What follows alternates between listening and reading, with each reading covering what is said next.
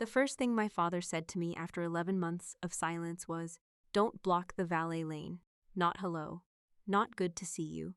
Not even the kind of stiff little nod people give the dentist when they know a bill is coming." Just that. I stood beside the circular driveway of the Gentry estate with one black duffel over my shoulder and my tactical medical kit in my right hand. The kit was old, scuffed at the corners, and still had a strip of faded tan tape across the top where somebody had written Genji in black marker years ago. The letters had been rubbed thin from dust, rain, sand, blood, and the kind of nights people back home later called service, because the real words made them uncomfortable. Behind me, a white catering van tried to squeeze past a row of polished SUVs.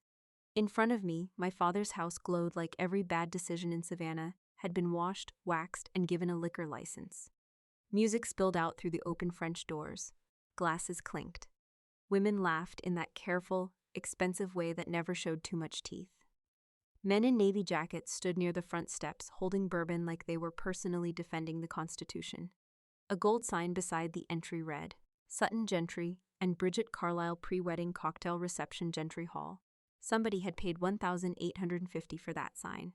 I knew because my father had accidentally copied me on the invoice before removing me from the email thread 12 minutes later. Classic Redmond Gentry. He could overlook a daughter for years, but never a billing mistake. My father stood near the portico with one hand on Sutton's shoulder, presenting him to a state senator, 2 county commissioners, and a retired judge who had once called me sweetheart while asking where the restroom was. Redmond was in his favorite charcoal suit, the one he wore when he wanted bankers to believe he still slept well. Sutton stood beside him, taller than I remembered, broader too, with his perfect haircut and that practiced half-smile he used whenever someone might be rich enough to matter.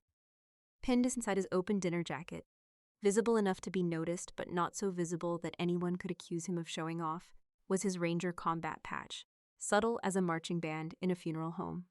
I saw it before I saw his face. That patch had survived fire, mud, and a man screaming through clenched teeth while I dragged him by the back of his vest across rock that tore open my palms. That patch had been pressed under my knee while I packed a wound that would not stop bleeding. That patch had disappeared into smoke on Ridge 404, and for 3 years, I had let my brother wear the story that belonged to the people who did not make it off that ridge. There was something else from that night, something Sutton never knew I kept. A small piece of metal, dull and rusted now, sealed inside my medical kit beneath a roll of compressed gauze. It was not valuable. It would not impress a senator. It would not look good in a shadow box above a fireplace. But before this story is over, that piece of metal would do what my silence never could. It would tell the room exactly who had been brave, who had been lucky, and who had spent years mistaking both for the same thing. For the moment I kept walking. A valet in a red vest reached for my duffel. He could not have been older than 19. "I've got it," I said. He looked relieved. "Yes, Mom, that one still hit weird." I had been called captain in places where the floor shook from mortar fire, docked by men with blood in their teeth, and once, very clearly, the mean lady with the scissors by a 19-year-old private who did not appreciate me cutting off his $96 tactical pants. Mom felt like something you said to a woman buying peaches. I crossed the drive toward the steps. My father's eyes slid over me once, quick and flat, like I was a stain he planned to have removed after the guests left. "Ainsley," he said, not loudly enough for anyone important to hear. "You're late. I came straight from the airport. You were supposed to be here by 4. My connecting flight out of Charlotte sat on the runway for 43 minutes. His mouth tightened. Redmond hated explanations because they interfered with blame. Sutton finally turned. For half a second, something passed across his face. Surprise, maybe, or irritation. Hard to tell. My brother had learned to polish both until they looked like confidence. "Well, look who made it," he said, the Army's favorite nurse. The senator chuckled because men like that laughed first and understood later, if ever. I set my medical kit down beside my boot. "Combat medic, right?" Sutton said, lifting his glass. "Sorry, combat medic, big difference." It was to the people bleeding that killed the chuckle. Not badly, just enough to make the senator look into his drink as if a tiny legal opinion might be floating in it. My father stepped in fast. Ainsley has always been dramatic about job titles. She helped in medical support. Important work, of course. Very organized. I had once restarted a man's breathing with one hand while using the other to hold pressure on an artery because we had run out of clean hands. But yes, I also labeled supplies. Wouldn't want to ignore the clerical arts. Bridget appeared at the top of the steps in a pale blue dress that probably cost more than my first car. She was beautiful in the way expensive rooms are beautiful, cold, arranged, and not meant for touching. Her blonde hair sat in a low knot, and a diamond bracelet flashed at her wrist every time she moved her champagne flute. She looked me up and down, stopping at my boots. "Oh," she said, "you came dressed for labor." I looked at her heels. "You came dressed for a hostage exchange." Her smile froze just long enough for me to enjoy it. Sutton coughed into his drink. My father did not find it funny. Redmond only enjoyed humor when he was the one using it to cut someone smaller. Bridget recovered quickly. "We're just so glad you could be here. Sutton told me you were doing clinic work somewhere. A veterans rehab center outside Macon." "How sweet," she said, using the word like a napkin she planned to throw away. Before I could answer, a black Mercedes Sprinter pulled up behind me. A driver opened the side door, and out came 3 of Bridget's relatives, each carrying the sort of luggage people buy when they want strangers to know they have never worried about overdraft fees. I counted 6 matching cream suitcases, 2 garment bags, and 1 leather trunk with brass corners. A woman in pearls stepped down and glanced toward me. "Is she staff?" she asked Bridget. The question landed clean, no hesitation, no shame. Just a woman sorting the room into people who mattered and people who moved things. Bridget's eyes flicked to my medical kit, then to my father. Redmond did not correct her. He did not say, "That is my daughter." He did not say, "She served this country." He did not say anything a father with a spine might have found lying around in his mouth. Instead, he pointed at the luggage. "Ainsley, take Mrs. Carlyle's bags to the east guest rooms." The conversations nearest to the steps softened but did not stop. That was the Savannah way. Public cruelty was acceptable as long as nobody raised their voice. I looked at him. "Excuse me?" He smiled then, but not at me, at the senator, at the judge, at the money gathered on his front lawn. "You heard me," he said. "Don't stand there with that combat lunchbox. Make yourself useful." A small sound came from somewhere behind me. One of the caterers had dropped a tray. Broken glass scattered across the stone drive, bright little pieces sliding under the Mercedes tire. Nobody moved. My father's hand stayed in the air, still pointing. Sutton watched over the rim of his glass, the ranger patch sitting against his chest like it had earned the right to judge me. I bent down, picked up my medical kit, and felt the rusted piece of metal shift inside. For 1 second, I thought about opening it right there. I straightened up instead, lifted the first suitcase without saying a word, and carried it through the front doors. By the time the last guest wandered upstairs to freshen up before dinner, my shoulders were sore for reasons that had nothing to do with luggage. I'd hauled wounded soldiers twice my size over broken ground. Carrying designer suitcases wasn't physically hard. What weighed more was watching my own father thank me with the same expression people give a hotel employee who finally brings extra towels. Dinner was held in the formal dining room, where nobody actually ate unless there were at least 10 people around to admire the silverware. The table could seat 16. Tonight, there were only 5 of us. Redmond sat at the head, Sutton to his right, Bridget beside him, and I was placed halfway down the opposite side. My mother's chair remained empty, as it had for nearly 8 years. Nobody mentioned it anymore. The house had quietly learned to pretend empty spaces were furniture. A server poured sparkling water into crystal glasses before disappearing through the swinging kitchen door. I reached automatically for my napkin. Combat habits never really leave you. Sit where you can see every entrance. Know where the exits are. Keep your hands free. Bridget noticed. "You still do that military thing." "What thing?" "Scanning every room." "I like knowing where the bathrooms are." Sutton laughed. "Sure." The appetizers arrived. Seared scallops with corn puree arranged so carefully they looked like they needed legal protection before anybody touched them. Redmond lifted his wine glass. "To Sutton and Bridget." Everyone echoed him.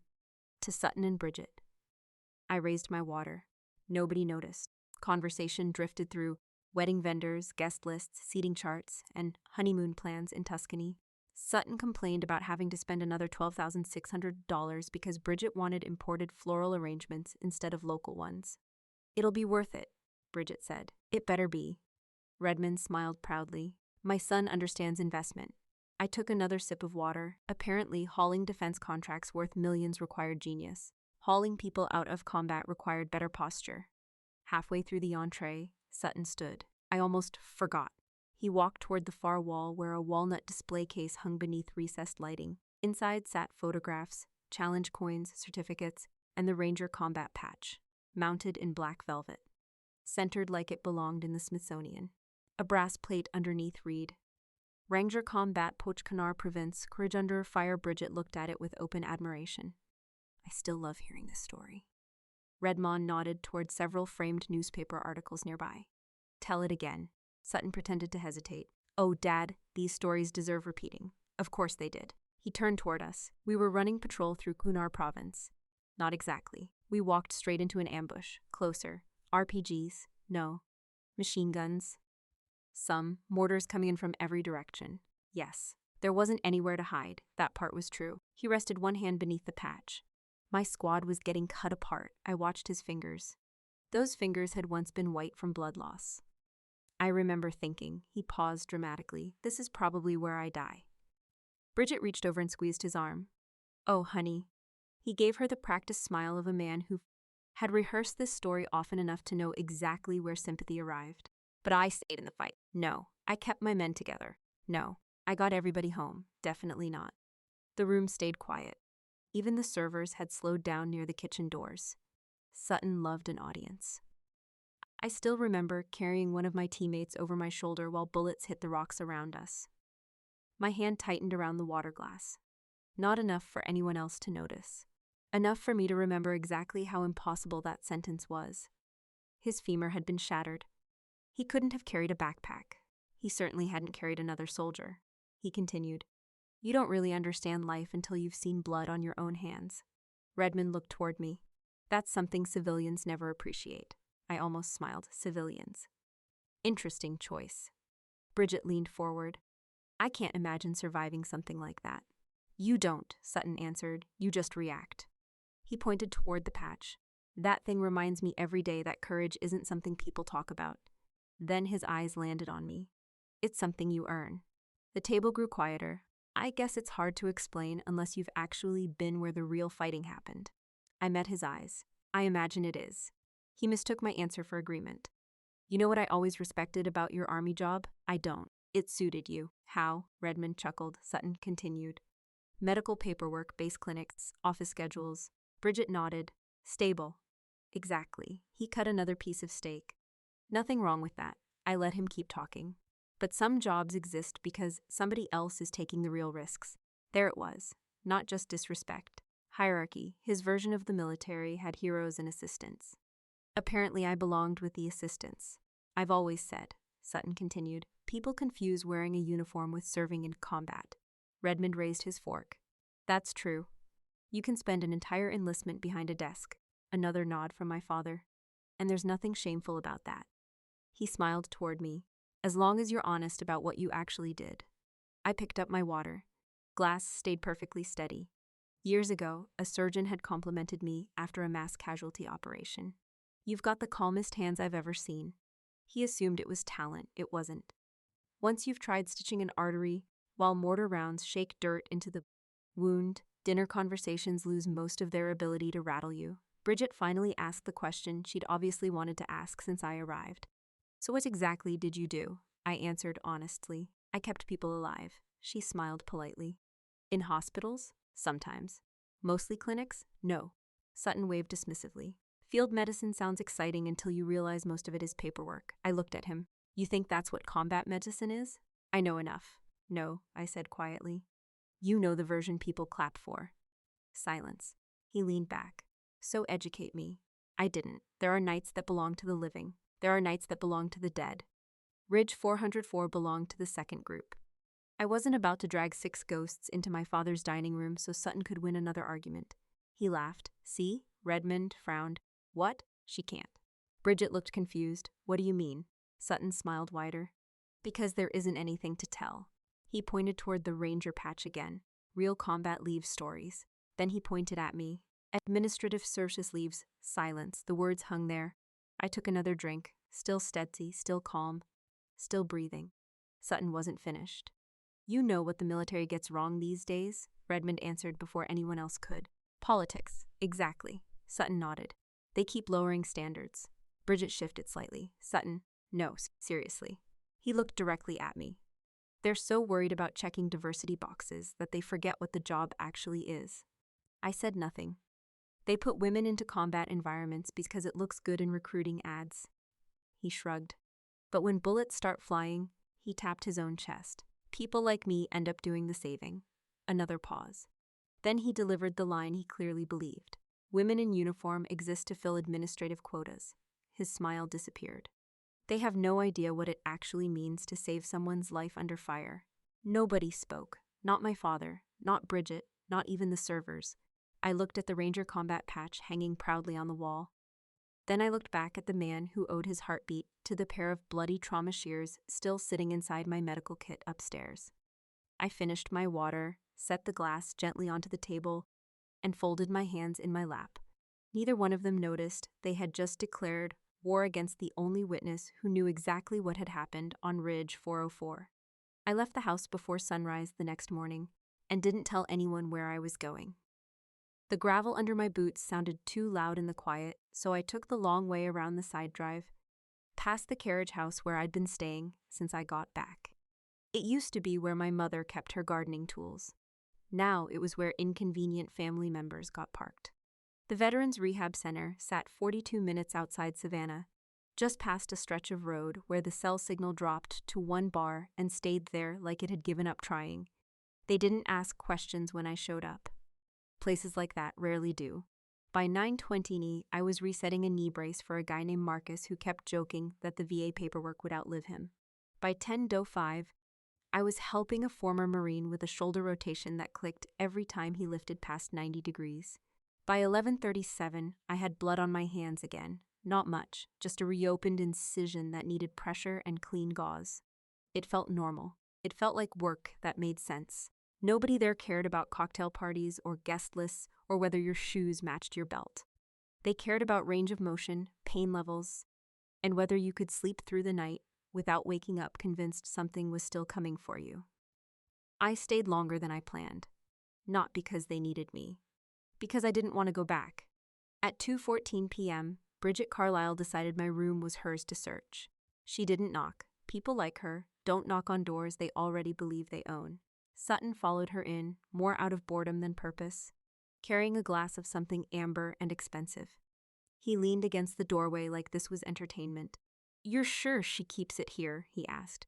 "My mother said your mother had a pearl set she wore to every formal event," Bridget replied, already opening drawers.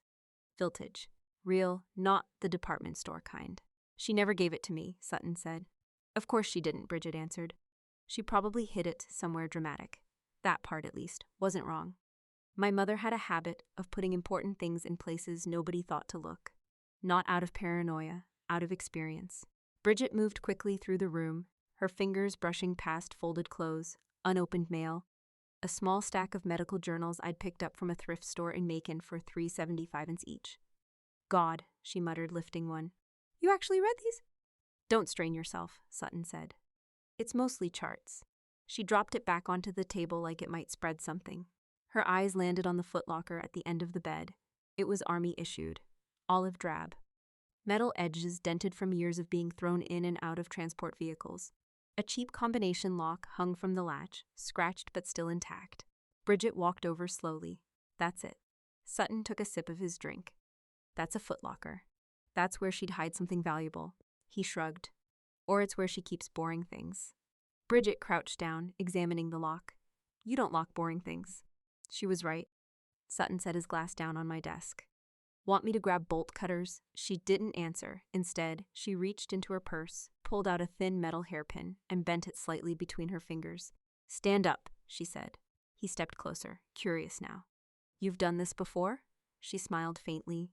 "I've lived in houses with secrets." The lock clicked open in under 10 seconds. Sutton let out a low whistle. "Remind me not to keep anything from you." Bridget didn't respond. She lifted the lid. The first thing she saw wasn't pearls. It was paper. Folders, sealed envelopes, documents stacked neatly, and tied with a faded green band. She pulled one free. "Service records. Let me see." Sutton leaned in as she flipped it open. Pages filled with blacked-out sections. Redacted lines, unit identifiers removed, locations replaced with blank blocks, the kind of paperwork that told you something happened without telling you what. "This is classified," Bridget said. "Or it used to be." She turned another page. Why would she keep this? Because she thinks it makes her look important. Bridget frowned. This doesn't say what she did, exactly. She dropped the file back into the locker. Pointless. Her hand moved deeper. She pulled out the uniform next. It had been folded carefully once, not recently. The fabric was stiff in places where it had dried wrong. The left sleeve was torn. The chest had a jagged patch where something had been ripped away. The name, Genty, gone. The stain beneath it had turned a dark, rusted brown. Bridget recoiled slightly. "What is that?" Sutton leaned closer. "Looks like blood." She held the fabric up with 2 fingers, like it might stain her just by being near it. Why would she keep this? Sutton shrugged it again, but there was less humor in it now. "Souvenir? That's disgusting." Bridget dropped it back into the trunk. It didn't land softly. The sound echoed in the small room. She reached in again. Her fingers closed around something metal. When she pulled it out, it was smaller than expected. Rust had eaten into the surface. The hinge was stiff. One handle had a faint notch, where something had chipped it years ago. Trauma shears. The kind used to cut through fabric, straps, sometimes things that weren't supposed to be cut at all. Bridget turned them over in her hand. "These are filthy." Sutton looked at them longer than he had anything else. "Those are standard issue. They look like they've been in a landfill. They've been used." She made a face. "For what?" He didn't answer. Not immediately. Something about the shears held his attention in a way the papers hadn't. Maybe it was the wear. Maybe it was the way the metal didn't shine anymore. Or maybe it was something quieter. Recognition without context. Bridget broke the silence. "This is insane." She gestured toward the trunk. "She's keeping random military junk like it means something." Sutton leaned back against the wall again, reaching for his drink. "It means something to her. It's not even hers," Bridget snapped. "Look at this." She grabbed the torn uniform again. "There's no name, no unit, no proof any of this belongs to her." She dropped it back in harder this time. "This is just trash." Sutton took another sip. She's always had a thing for attention. Bridget crossed her arms. "No, this is worse than that." She looked around the room, at the footlocker, at the papers, at the shears. "This is a pathological need to feel important." The words settled into the space like dust. "She couldn't be anything impressive in real life," Bridget continued, her voice sharpening. "So she collects pieces of other people's stories and pretends they're hers." Sutton didn't correct her, didn't question it, didn't even hesitate. He just nodded once, slow and certain. "Sounds about right." Bridget closed the footlocker and snapped the lock back into place, not bothering to reset the combination. "Get me gloves," she said. "I don't want to touch any of that again." Sutton picked up his glass. "You think the pearls are somewhere else. They have to be." She glanced once more at the trunk, her expression settling into something colder. "We'll find them." Then she turned toward the door. Neither of them noticed the faint imprint left on the inside of the lid, pressed into the metal over years of opening and closing. 6 small marks, uneven. Like someone had counted something once, one by one, and then never stopped remembering. Upstairs, the room went quiet again. The footlocker sat where it always had. Locked, but no longer private. "I found the lock already snapped shut when I got back, but the numbers were wrong. Not scrambled. Just off. It takes a certain kind of person to break into your things and still believe they're the victim." I didn't open it. Didn't need to. The dust along the lid had been disturbed. The angle of the latch was slightly bent. Someone had forced it, then tried to make it look like they hadn't. I washed my hands at the small sink in the corner, dried them on a towel that still smelled faintly of bleach, and left the room exactly as I found it. If they wanted to bring it into the open, they would. People like Sutton don't break into your life quietly. They stage it.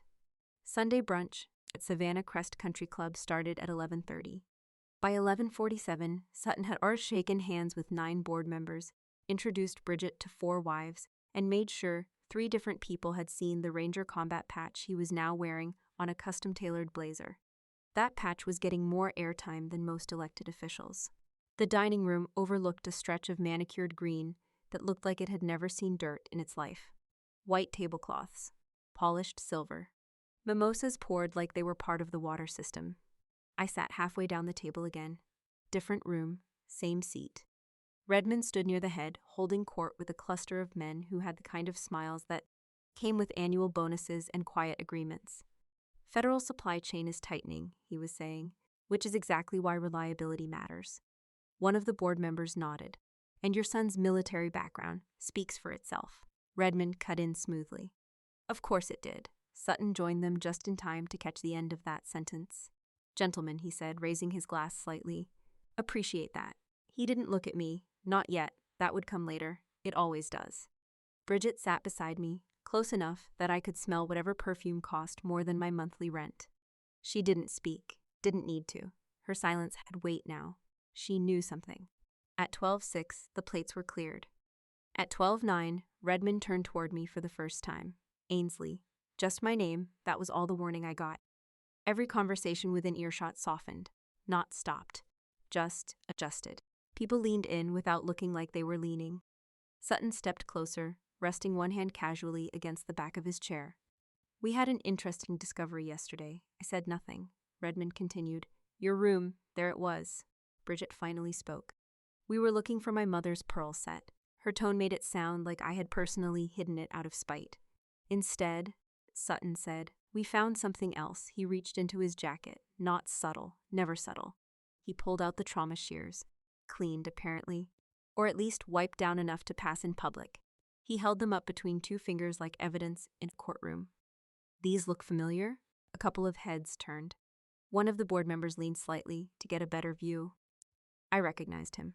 He'd once donated $50,000 to a veterans charity and then spent the rest of the evening making sure everyone knew about it. I looked at the shears. Yes, Sutton smiled. Good.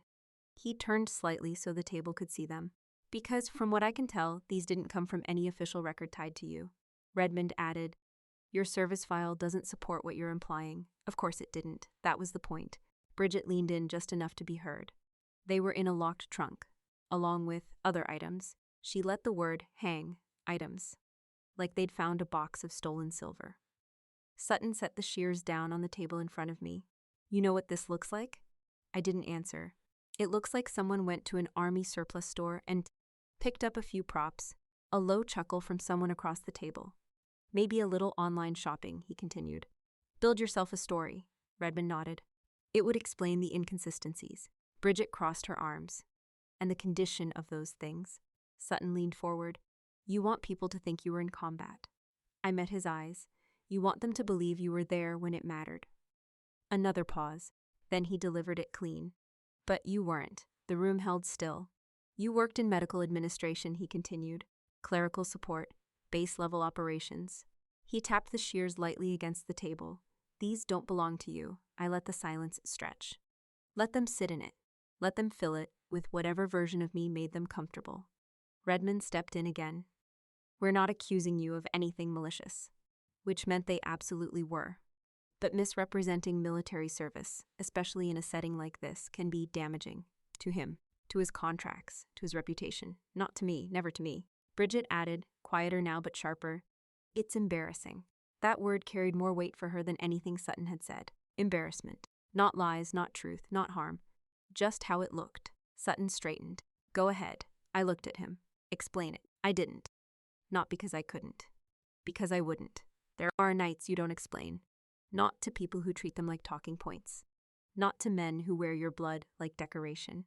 Not to a father who measures truth by how well it performs in a room full of donors. I looked at Sutton first, really looked. At the way his hand rested too casually near the patch on his chest. At the way he believed every word he'd just said. Then I looked at my father. At the man who had just turned his daughter into a liability in front of a dozen people who would forget my name by dessert. I picked up the shears, turned them once in my hand. Set them back down exactly where they had been. Then I spoke. Calm, even, final. Some debts are paid in blood, Sutton. The words landed quiet. No drama. No volume. Just weight. Others are paid in silence. I held his gaze. Be careful which one you try to audit. No one laughed, no one moved. Sutton's smile didn't disappear, but it didn't quite hold either. And for the first time since I'd walked into that house, something small and uncertain flickered behind his eyes. Not understanding, not yet, but doubt. And doubt is where the truth always starts to breathe. That flicker in his eyes didn't last long. By the time dessert came out, Sutton was laughing. Again, by the time the check was signed, 4,899 before tip, my father had already moved on to damage control. He didn't speak to me in the parking lot. Didn't need to, his assistant did. At 3:18 p.m., a text came through, where the uniform provided, report to service entrance by 6 p.m., do not engage with guests, no name, no signature, just instructions. That was Redmond's version of parenting. The wedding gala wasn't really about the wedding, it was about the contract. Everyone knew it, even if nobody said it out loud. General Alistair Sinclair was flying in that afternoon. 4-star, Special Operations Command. The kind of man who didn't attend events unless there was a reason worth at least 8 figures. Redmond's firm had been bleeding quietly for months. A delayed shipment here. A failed audit there. A federal review that had stalled 2 of his largest contracts. He needed this one, not to grow, to survive. And Sutton. Sutton was the centerpiece. War hero, clean record, perfect smile. A man who could stand next to a general and look like he belonged there. There was just one problem. Me.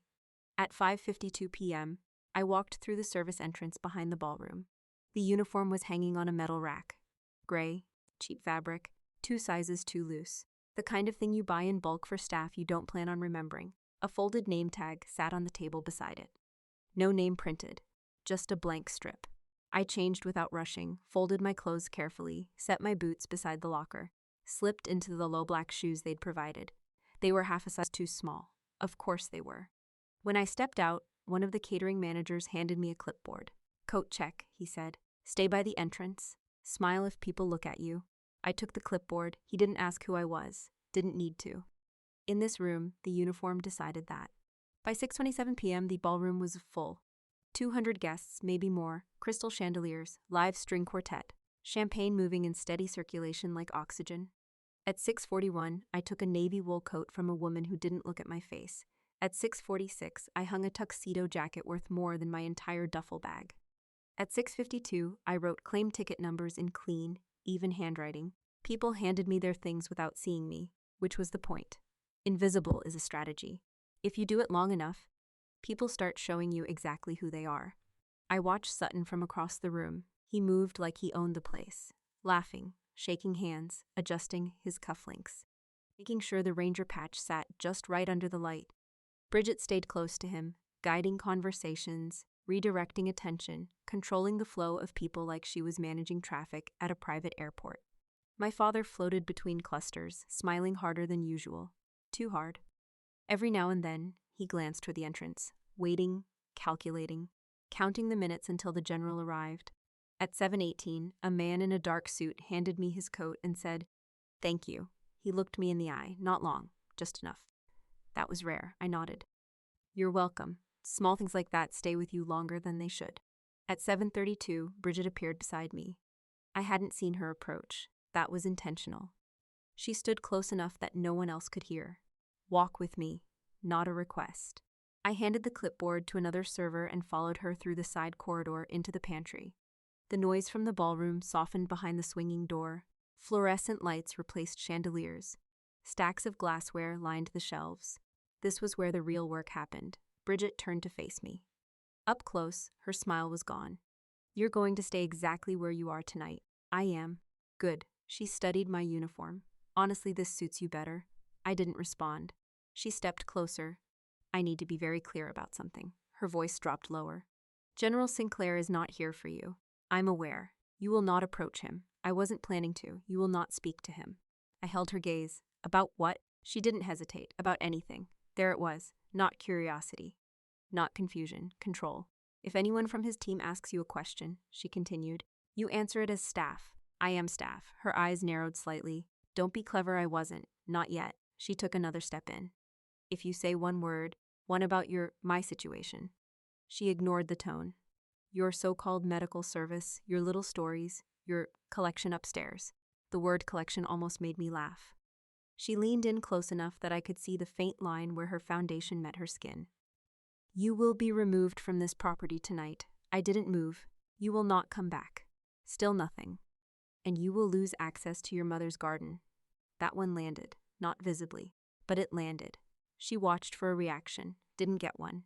Good. That garden had been the only place in this entire estate that ever felt like something belonged to me. My mother had planted it herself. Every oak, every white camellia, every stubborn rosebush that refused to die even when it probably should have. Bridget straightened. I'm glad we understand each other. I nodded once. Perfectly. She turned to leave, then paused at the door. One more thing. I waited. She looked back over her shoulder. People like you don't get to rewrite reality just because you want to feel important. Then she was gone. The door swung shut behind her. The pantry went quiet again. I stood there for a second longer than necessary. Then I reached into my pocket and adjusted the edge of the blank name tag. Still empty, still clean, still waiting. Out in the ballroom, the music shifted. The kind of shift that meant something important had just entered the room. I stepped back into the hallway, picked up the clipboard, and returned to my place by the door. Invisible. Exactly where they wanted me, and exactly where I needed to be. Because what was about to happen next wasn't just about a contract. It was about truth catching up with a lie that had been living comfortably for far too long. What happened in that room would have been shocking on its own. But standing there, watching Sutton adjust that patch, one more time, I couldn't help thinking about another case we once covered on this channel. One where the truth didn't just embarrass someone, it completely dismantled everything they had built. If you're paying attention between minutes 45 and 55, you might catch that story waiting for you. I picked up another coat, wrote another number, and waited for the moment someone finally looked close enough to see what had been standing in front of them the entire time. I handed off the last coat, set the clipboard down, and walked out through the service corridor without asking permission. No one stopped me. That's the thing about being invisible. People don't question your exits either. The hallway lights buzzed faintly overhead as I moved past the kitchen, past the storage room, past the narrow staircase that led up to the carriage house. My feet still hurt from the shoes, but I didn't slow down. By the time I reached my door, the music from the ballroom had dulled into something distant and muffled. I locked it behind me, not out of fear, out of clarity. The room hadn't changed since I left it that morning. The footlocker sat where it always did. The bed was still made. The small desk still held the same stack of papers, everything exactly as they had rearranged it and pretended they hadn't touched. I didn't look at the trunk. Didn't need to. I already knew what was inside. Instead, I walked to the closet and pulled out the garment bag. It hung there untouched, exactly where I had left it when I arrived. Zipped, quiet, waiting. I set it on the bed and opened it slowly. The uniform inside didn't look like it belonged in this house. U.S. Army service uniform, dark blue, structured, clean lines that didn't apologize for taking up space. I ran my hand down the sleeve once, smoothing out a crease that wasn't really there. Then I changed. The gray catering uniform came off first. It hit the floor without ceremony. The shirt, the slacks, the cheap apron, all of it, gone. I stepped into the uniform piece by piece, shirt first, then trousers, then the jacket. Each movement precise, not rushed, not hesitant, just practiced. There are rituals you learn in the military that have nothing to do with combat. How to fold a flag, how to lace boots so they don't come undone at the worst possible time, how to wear a uniform so that it doesn't just fit your body, it fits your history. I stood in front of the mirror and adjusted the collar, checked the alignment. Then I reached into the garment bag again. The medals were wrapped separately. They always are. I unrolled the cloth carefully. Combat medical badge, Purple Heart, Bronze Star, with valor. I didn't rush this part. Every ribbon has a place, every placement has a measurement. A 1/4 inch too high is wrong. A 1/4 inch too low is wrong. Precision matters, because these aren't decorations. They're records. I pinned the combat medical badge first, centered, steady, then the Purple Heart, then the Bronze Star. Each one clicked into place with a soft final sound. I adjusted them once, twice, perfect. The woman in the mirror didn't look like the one who had been standing at coat check 20 minutes ago. Same face, same eyes, different posture, different weight. I picked up the trauma shears from the desk. They were clean now, still worn, still real. I turned them once in my hand, then set them back down. They didn't belong on the uniform. They never did. Some things you carry, some things you don't display. I took one last look at the room, at the footlocker, at the life I had allowed them to shrink into something small enough to ignore. Then I turned off the light and walked out. The staircase into the main ballroom curved wide and open, designed for entrances that mattered. Bridget had planned to walk down it later that night. Perfect lighting, perfect timing, perfect audience. I stepped onto it without asking. At first, nobody noticed. The music was still playing, conversation still flowing, glasses still clinking. Halfway down, someone did. A woman near the bar stopped mid-sentence. Her eyes moved from my shoulder to my chest to my face. Then she went quiet. The man she'd been talking to followed her gaze. Then another, and another. Sound doesn't disappear all at once, thread by thread. A laugh cuts off early, a sentence stops halfway through. A glass doesn't get set down as loudly as it should. By the time I reached the last step, the room had changed. Not completely silent, but close enough that you could feel it. My father was standing near the center of the room, still smiling, still talking. Until he wasn't. He turned, saw me. And for the first time in my life, Redmond Gentry didn't have a response ready. The color drained out of his face in real time. Crimson, to pale, to something closer to gray. Sutton followed his gaze. At first, he didn't understand what he was looking at. Then his eyes dropped. To the medals. To the badge. To the uniform that didn't leave room for interpretation. His hand moved instinctively toward his own chest, toward the ranger patch. For the first time since I'd walked into this house, it looked small. Bridget stood beside him, frozen. Her expression didn't crack, but it shifted, calculation replacing certainty. The kind of shift people make when the story they've been telling themselves starts to fall apart.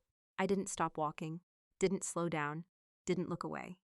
Every step was measured, controlled, final. I crossed the floor and came to a stop near one of the marble columns. Not at the center, not beside my father, not next to Sutton. I didn't need the spotlight. The uniform had already taken it. Nobody spoke, nobody moved, and in that silence, something changed. Not in me, in the room. Because for the first time that night, I wasn't invisible anymore. And there was nothing any of them could do about it. I hadn't taken more than 3 steps across the marble floor when my father's voice cut through the silence. Ainsley. Not loud, but sharp enough to stop movement. I didn't turn immediately. That alone was new. When I did, Redmond was already walking toward me, Sutton right behind him, moving faster than usual, like he was trying to catch something before it got out of control. Which, to be fair, he was. My father stopped a few feet away. This isn't the place. His voice stayed controlled, but the edges were starting to show. Come with me, not a request. A command dressed up in polite language for the sake of the room. I followed, not because he told me to, because I was curious how far he was willing to go in private.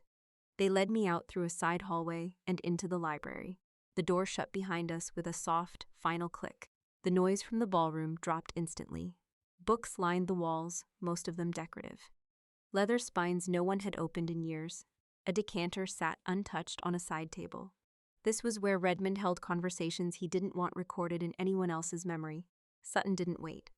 What the hell do you think you're doing? No audience now, no performance, just anger. I leaned back slightly against the edge of the desk, standing.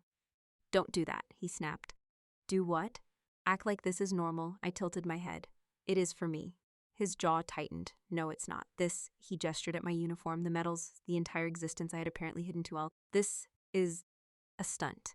My father stepped in before Sutton could escalate further. You're creating a scene.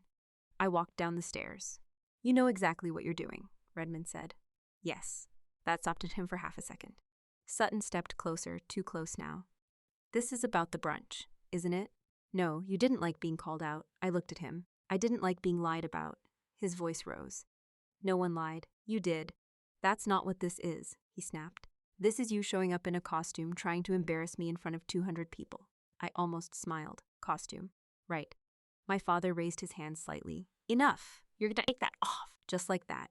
No explanation, no acknowledgement, just removal. No, the word landed clean, simple, final. Sutton laughed once, sharp and humorless. See? This is what I'm talking about.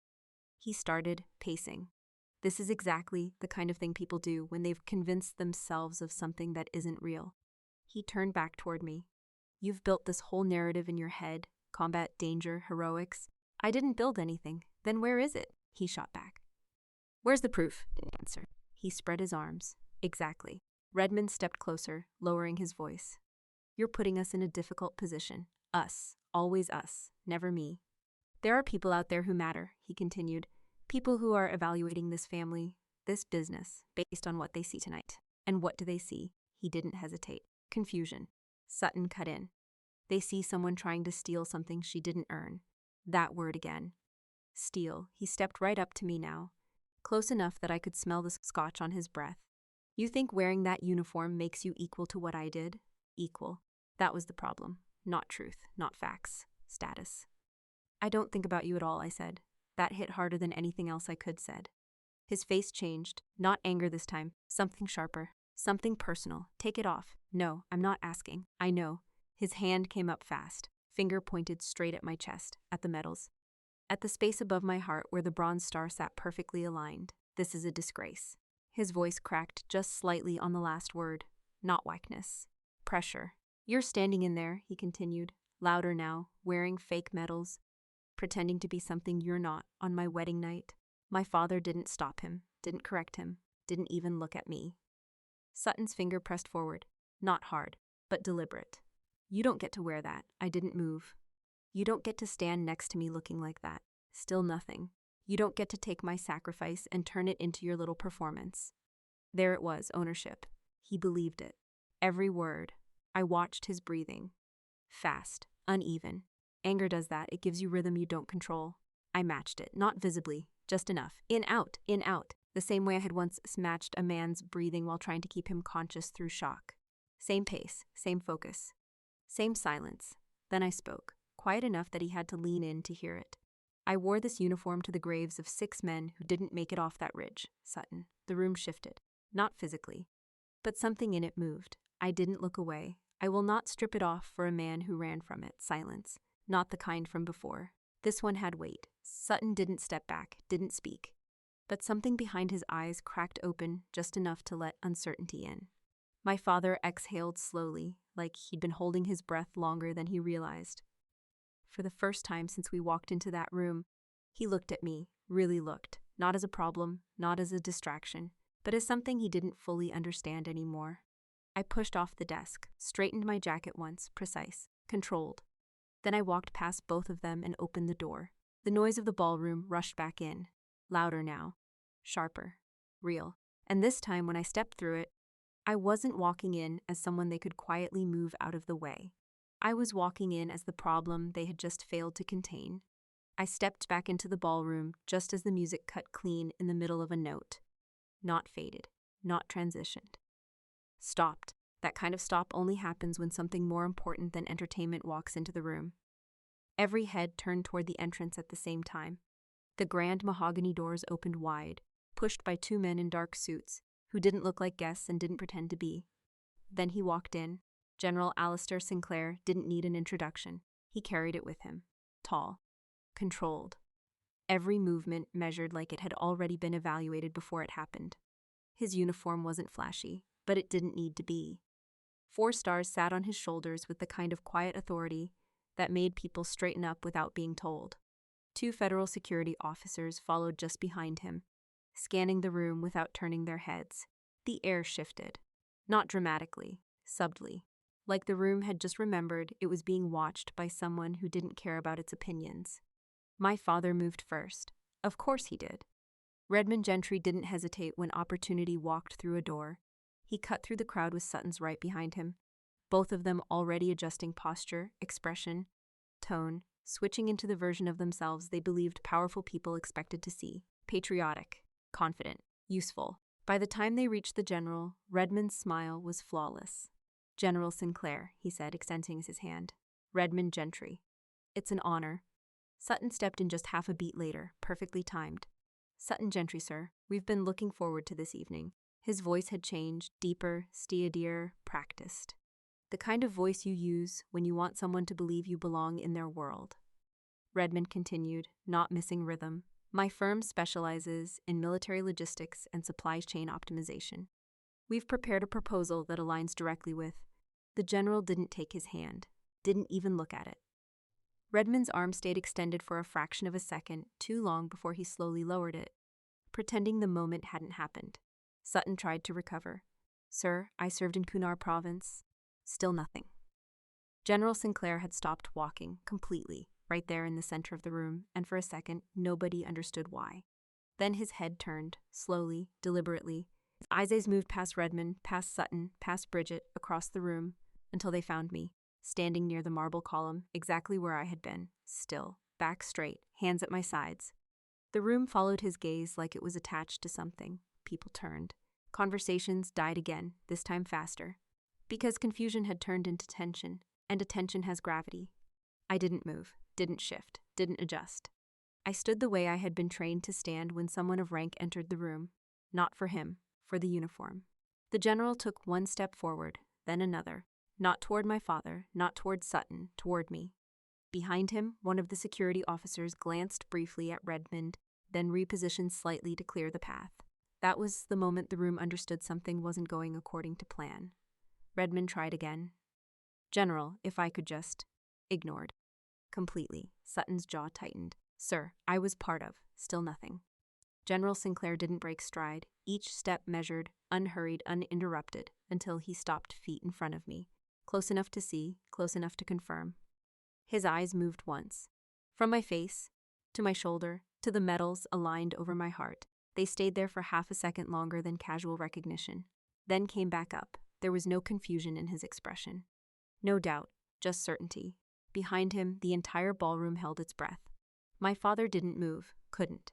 Sutton stood frozen, his hand still hovering near his own chest like he'd forgotten what it was doing there. Bridget watched, her expression calculating again. But this time, the math wasn't working.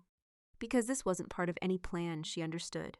I remained at parade rest, eyes forward, posture locked, not because I needed to impress anyone. Because discipline doesn't disappear just because the room gets uncomfortable. The general took one final step, stopped directly in front of me, the distance between us precise. Intentional. And for the first time since he entered the room, he spoke.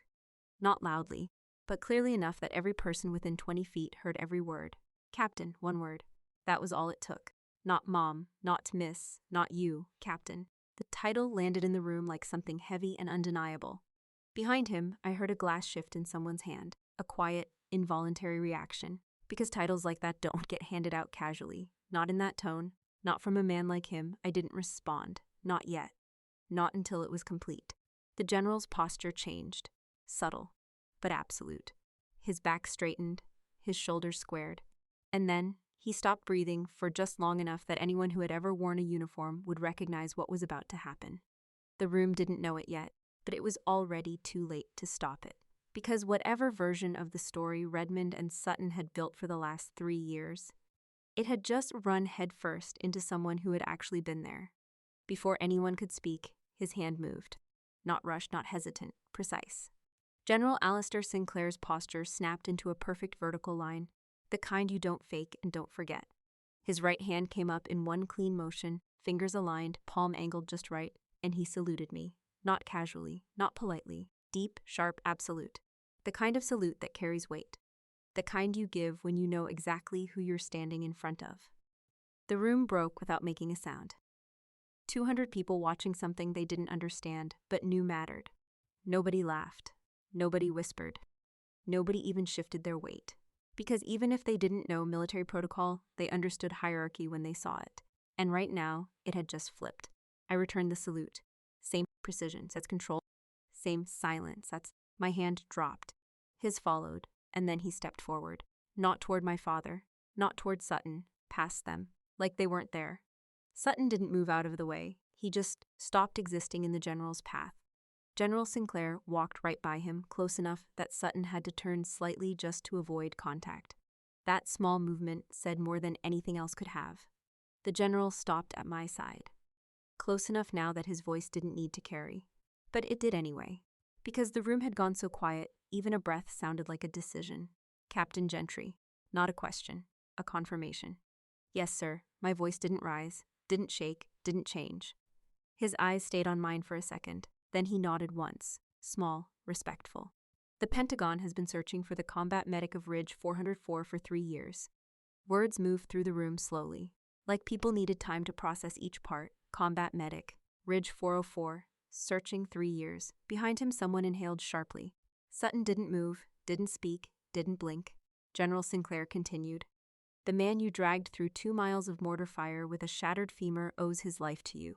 No embellishment, no performance. Just fact, clean, undeniable. I didn't look at Sutton, didn't need to. I could hear it. The shift, the crack. The moment a story stops holding together, the general finally turned his head, not fully, just enough. His gaze landed on Sutton's chest, on the Ranger combat patch, held there, for half a second. Then he looked back at me. I see your brother still wears the Ranger patch you saved for him. The sentence landed harder than anything before it. Because now it wasn't just truth. It was comparison. Sutton's hand dropped. The glass he'd been holding, Scotch, expensive, barely touched, slipped from his fingers. It hit the marble floor and shattered. Sharp, loud, final.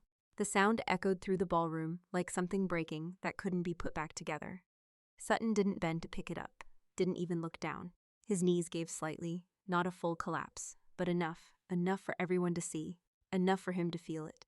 Bridget stepped back without realizing she was doing it. One step, then another, distance. Instinctive. My father didn't speak, didn't move, didn't breathe. The man who controlled every room he walked into had just lost control of the only one that mattered. And he knew it. General Sinclair shifted his stance slightly, not relaxed, just settled, like something unresolved had finally found its place.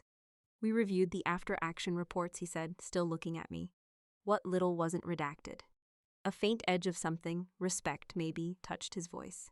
Not many people could have done what you did that night. I didn't answer, didn't need to. Because this wasn't about recognition. It never had been. It was about truth. And truth had a way of showing up late, but never empty-handed. The general gave a small nod. Good to finally put a face to the name. Behind him, the room started to breathe again. Slowly, carefully, like people weren't sure what they were allowed to do next. Conversations didn't resume. They rebuilt, quietly, in fragments, because nobody wanted to be the first one to pretend nothing had just happened. I stood where I was, still, centered, not because I needed to prove anything, but because for the first time in that house, in that room, in that entire version of my life, I didn't have to shrink to make anyone else comfortable. And across from me, Sutton Gentry stood in a silence that no story, no patch, and no amount of borrowed courage could ever fill again. The room never fully recovered. It tried.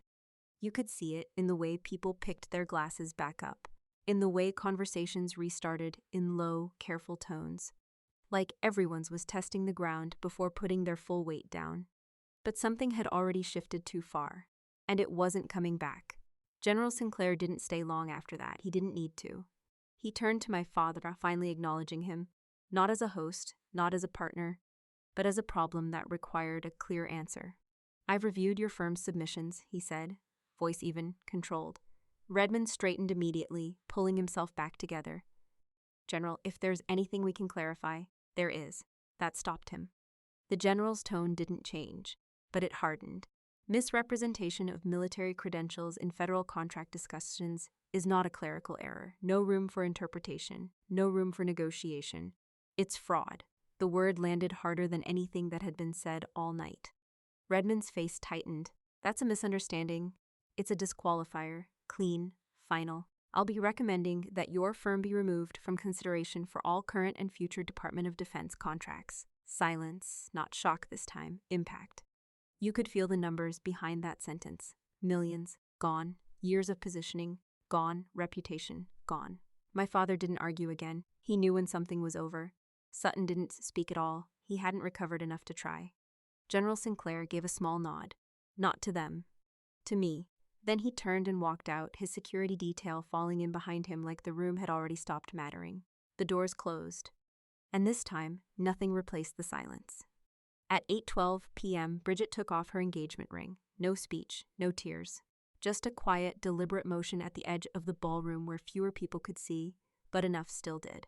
She set the ring on the table in front of Sutton. I'm not marrying this, she said. Her voice wasn't loud. Didn't need to be. This? Sutton asked. She looked at him. Really looked. For the first time. I can work with ambition, she said. I can work with strategy. I can even work with ego.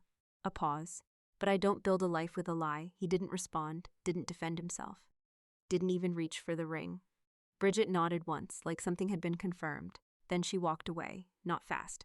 Not dramatic. Just done. I didn't stay for the rest. There wasn't anything left for me there. No confrontation. No final argument. No closure they could give me. I went back to the carriage house, packed the same duffel I had arrived with. 3 shirts, 2 pairs of pants, 1 pair of boots, medical kit. The garment bag stayed separate, carefully folded, placed on top. I paused once, just once, at the edge of the room, looking at the footlocker. Still there, still holding everything I had never said out loud. I didn't open it. Didn't need to. Some things aren't meant to be carried forward. I turned off the light and closed the door behind me, this time for good. Dawn came slow over Savannah. Soft light filtering through the oaks, catching on the Spanish moss like it had all the time in the world. I stood at the end of the driveway with my duffel in one hand and my keys in the other. The house sat behind me, quiet now, no music, no guests, no performance. Just a structure full of rooms that had spent years teaching me how to disappear inside them. I looked back once, not for them, for me, for the version of myself that had stayed too long. Then I got in the car, started the engine, and drove north, Washington, new assignment, new life, no audience, no explanation, just work that made sense. For 30 years, I believed that loving a family meant allowing myself to be erased so they could take up all the space in the room. I wore my silence like a heavy coat, letting them believe I was smaller than I was because I thought standing at my full height would break something fragile in them. Maybe it would have, but that wasn't my responsibility. I didn't carry my brother off that ridge for recognition, and I didn't stay silent so he could build a life on top of something he didn't earn. Out there, none of that mattered. Not last names, not money, not who got introduced first at a party, just whether someone made it home. That was the only standard that counted. What I didn't understand back then, what that house finally taught me is this. If you give everything without boundaries, people don't become grateful, they become entitled. They adjust to your silence. They start to expect it. And if you let them, they will rewrite your entire worth until it fits whatever version of you makes their life easier. That isn't humility, that's surrender. Honor doesn't come from a story you tell. And respect isn't something you negotiate over dinner. The uniform I wore that night didn't make me who I am. It just made it impossible for them to keep pretending I wasn't. But the real change didn't happen on that staircase. It happened the moment I stopped explaining myself to people who had already decided not to listen. We don't owe silence to people who only value us when we stay quiet. And sometimes the most honest thing you can do, for them and for yourself, is to put the weight down, walk out, and not come back. The road opened up ahead of me, clear, uncomplicated. For the first time in a long time, it felt like mine.